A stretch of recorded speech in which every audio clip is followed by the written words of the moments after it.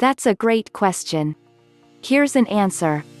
Around 11,500 years ago, humans invented farming.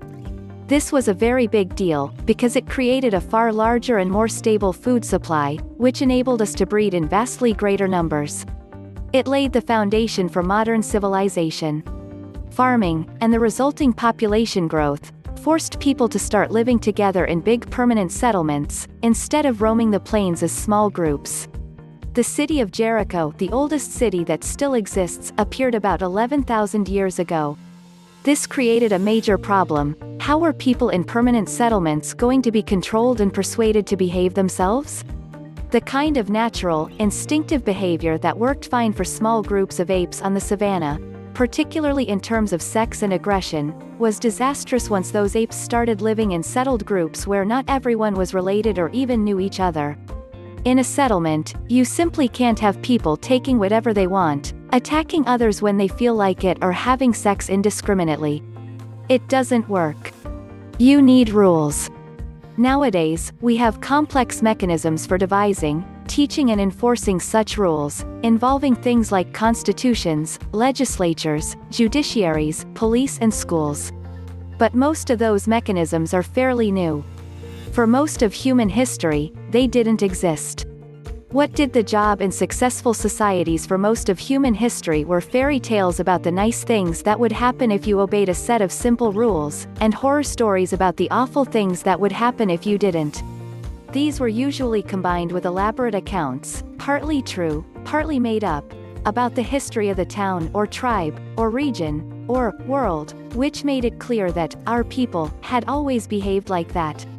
It turned out that the most effective way of getting people to behave themselves was to tell them that there was an invisible boogeyman who was watching them and who would reward them for following the rules, thou shalt not steal, thou shalt not covet thy neighbor's wife, etc., and punish them if they didn't. This all evolved by a process of natural selection, in a social sense. The societies that had rules and boogeyman stories that worked well and kept things running smoothly survived and grew.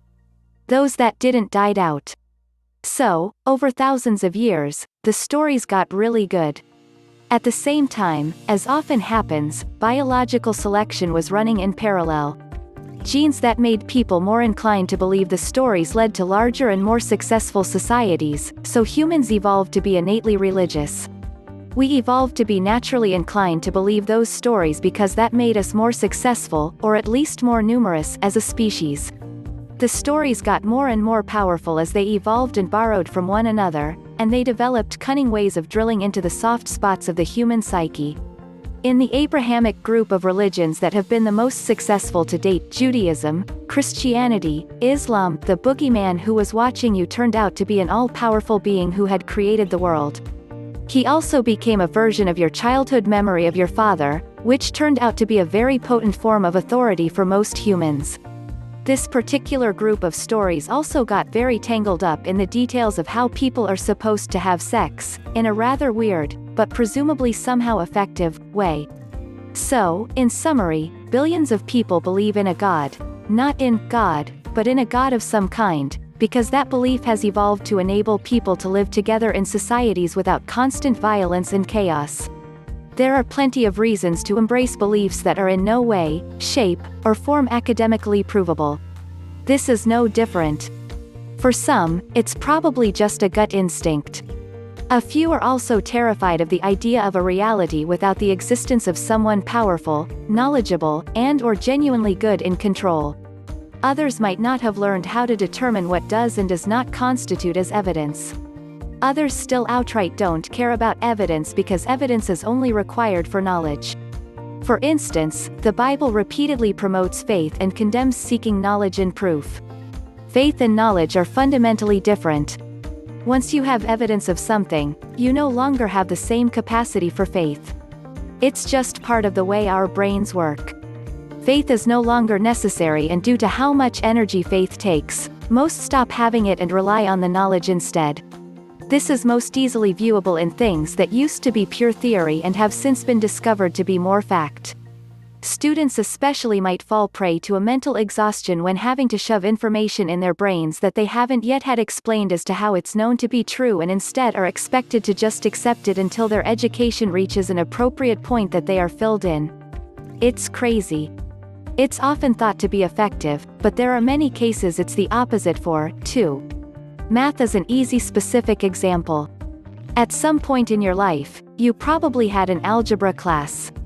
Unlike me, your favorite fantasy author might well not have described algebra in one of her works of fiction as necessary for building things like catapults in a conversation between the main character and one of her instructors. For me, even with that preview of the purpose of algebra's existence, it was still immensely difficult for me to shut up, sit still, and learn the process of doing algebra, when, to this day, none of my math teacher's professors have actually told why it works. Only that it did. This was more than a little bit frustrating. I still did manage to pick up the generic why, of course. Algebra is nothing more than a way to describe various measurable patterns' outcomes and recreate with the most accuracy. Still, regardless of the reasons people have for believing what they believe, the fact that there is no academically acceptable proof of either the existence or lack of existence of any higher power remains. In absence of that proof, people tend to cling to faith or to doubt to get through it. It's not necessarily wrong or right to do either. It's just a matter of what works best for the individual. Reality can be terrifying. If clinging to a potential God is all it takes to get someone through the day, then I say let them cling to their God. If clinging to the idea that no such God exists is the answer to their existential crisis, let them. And if exercising doubt is their answer, again, let them have it.